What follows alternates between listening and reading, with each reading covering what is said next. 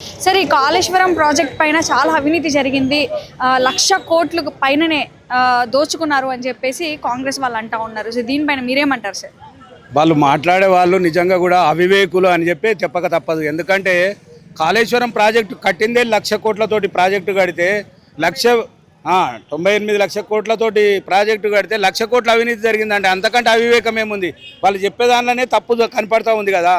వాళ్ళకు ప్రజలు ఇలాంటి 1,00,000 కోట్లు దోసుకున్నారు అని చెప్పి అప్పుడు ఏదైతే ఎలక్షన్ల ముందు అబద్ధాలు మాట్లాడితే అప్పుడు ప్రజలు నమ్మి ఓట్లేసి ప్రజాపాలన చేస్తామంటే ఓట్లేసారు. కానీ పాలన గాలికి వదిలేసి ప్రజాపాలన అనేది ఈరోజు ఏం జరుగుతూ ఉందో మన కళ్ళ ముందు కనపడతా ఉంది.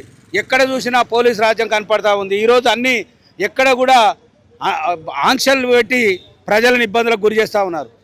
కాళేశ్వరం ప్రాజెక్టు లేకపోతే ఈ తెలంగాణ రాష్ట్రంలో నీళ్లు లేవు.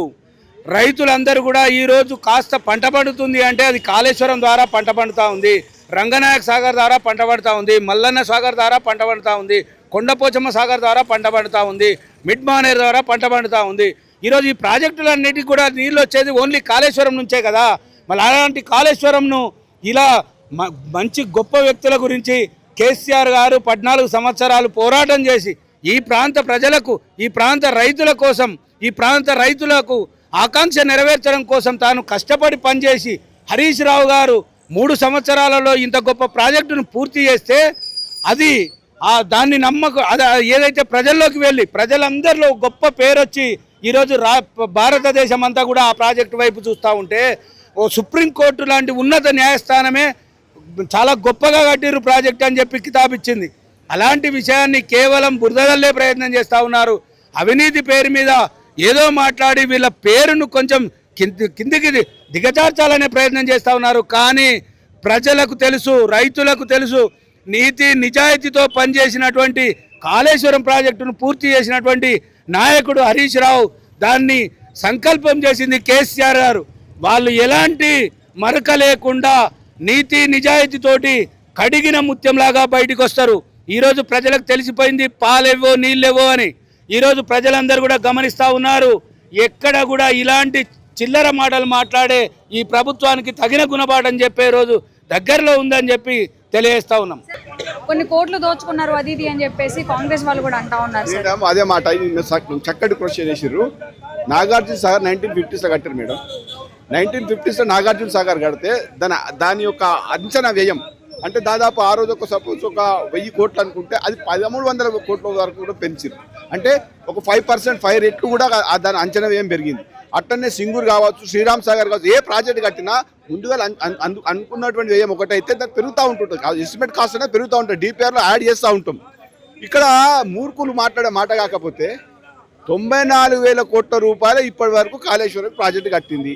ఇప్పుడు ఖర్చు అయింది 80,000 కోట్లకు డిపిఆర్ అయినుండే. తర్వాత దాని రివైజ్లో 94 0.5% ఎన్హాన్స్ అయింది. మొత్తం తెలంగాణ రాష్ట్ర చరిత్రలో, భారతదేశ చరిత్రలో కూడా తక్కువ వ్యయంతో అంటే తక్కువ ఎస్టిమేట్ పెరిగి సకాలంలో పూర్తి చేసుకున్న ప్రాజెక్టు, ఏకైక ప్రాజెక్టు కాళేశ్వరం ప్రాజెక్టు మేడం. ఈ కాంగ్రెస్ పార్టీ నాయకుడికి ఎప్పుడు బట్టగాల్సి మీద కావాల్సి తప్ప మీరు తీయండి చరిత్ర. సింగూరు, శ్రీరామ్ సాగర్, నాగార్జున సాగర్ 50s లో కట్టింది. 50s లో కట్టినప్పుడు కూడా దాని అంచనా వ్యయం కంటే కూడా 5 రెట్లు ఎక్కువ పెంచింది. కేవలం కాళేశ్వరం కేవలం 0.5% ఎక్సెస్ అయింది. అది కూడా 94,000 కోట్లు పూర్తి ప్రాజెక్ట్ అయితే 1,00,000 కోట్ల అవినీతి జరిగింది.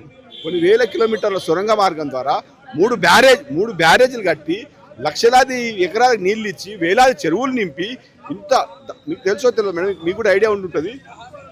తెలంగాణ మారుమూల ప్రాంతంలో భూగర్భ ఒక్కొక్క రైతు 1000 మీటర్లు 1200 మీటర్ల బోర్లేసి మరి పూర్తిగా పంటలు అంటే పండించుకోలేక అటు కరువుతోటి ఆత్మహత్యలు చేసుకున్న తెలంగాణను ఇంత కట్టిన కాళేశ్వరం అంటే ఇన్ని కోట్లు పెట్టి కట్టిన కాళేశ్వరం ప్రాజెక్టు కూలిపోయిందని చెప్పేసి అంటున్నారు కదా. అదే మూర్ఖపు మాటలు మేడం. అది ఎట్లుంటుందంటే ఇప్పుడు పెద్ద ప్రాజెక్ట్ కట్టిర్రు, మేడిగడ్డ ప్రాజెక్ట్ కాస్టే 4,500 కోట్ల నుంచి 5,000 కోట్ల మధ్యలో ఏదో ఉన్నది. 5,000 కోట్లు ఇంత పెద్ద ప్రాసెస్లో కేవలం 5,000 కోట్ల మేడిగడ్డ ప్రాజెక్టుకు 2 పిల్లలు దాదాపు 84 పిల్లర్లు ఉన్నటువంటి ఆ ప్రాజెక్టు ఒక 2 పిల్లలు కుంగిపోయినంత మాత్రం సాంకేతిక లోపం ఉంటుంది. అక్కడ సాయిల్ టెస్ట్ అన్ని జరిగినప్పుడు కూడా కొన్ని సందర్భాల్లో మొన్న ఇక్కడ మన చెర్లపల్లి టెర్మినల్ మన బీజేపీ ప్రభుత్వము పెద్ద ఎత్తున చెర్లపల్లి టెర్మినల్ స్టార్ట్ చేసి మేడం, అది కూడా పైకప్పులు ఎగిరిపోయినాయి. కొన్ని సందర్భాల్లో ప్రకృతి నుంచి కొంచెం ఇబ్బంది అవుతుండో జరగదని. కానీ ఆ 2 పిల్లర్లను సాగుగా చూపించి పూర్తిగా ప్రాజెక్టుకే అపచారం అపవాదు కట్టే ప్రయత్నము అంటే కేసీఆర్ గారు ఒక మంచి ప్రాజెక్టు కట్టిరు, హరీష్ రావు గారు దాన్ని తీవ్రంగా శ్రమించి పూర్తి చేసిరు. వీళ్ళని బంధం చేయాలి, ప్రభుత్వాన్ని బంధం చేయాలి. 6 గ్యారెంటీలు అమలు చేసే తెలియలేదు, ప్రజలకు ఇచ్చిన హామీలను ఎట్లా నెరవేర్చాలని ఆలోచన లేదు. మైండ్ డైవర్ట్ పాలిటిక్స్, ప్రజల యొక్క దృష్టి మరల్చాలి. ఏం చేయాలి? గౌరవనీయులు కేసీఆర్ గారు, బీఆర్ఎస్ పార్టీ అధ్యక్షులు, మాజీ ముఖ్యమంత్రి గారు, మనము న్యాయస్థానం పట్ల గౌరవంగా ఉండాలి. ఏ కమిషన్ వేసినా కూడా ఆ కమిషన్ మనం గౌరవంగా ఉండాలని చెప్పేసి ఆ కోణంలో ఈరోజు కాళేశ్వరం ప్రాజెక్టు పైన జస్టిస్ పివి ఘోష్ కమిషన్ అవుతుందో దానికి ఈరోజు గౌరవ మాజీ మంత్రి గారు ఈరోజు హరీష్ గారు హాజరు కావడం జరిగింది.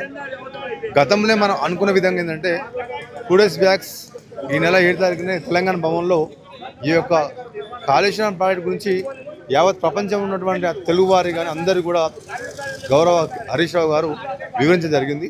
ఈరోజు జస్టిస్ పివి ఘోష్ కమిషన్కు హరీష్ రావు గారు హాజరు కావడం జరిగింది. అక్కడ కూడా తను మొదటి నుంచి చెప్తా ఉన్నాడు, కాళేశ్వరం ప్రాజెక్టు అనేది కోట్ల కొద్ది రైతులకు కానీ ప్రజలకు కానీ ఉపయోగపడే త్రాగునీరు ప్రాజెక్ట్ అని చెప్పేసి చెప్తా ఉన్నది.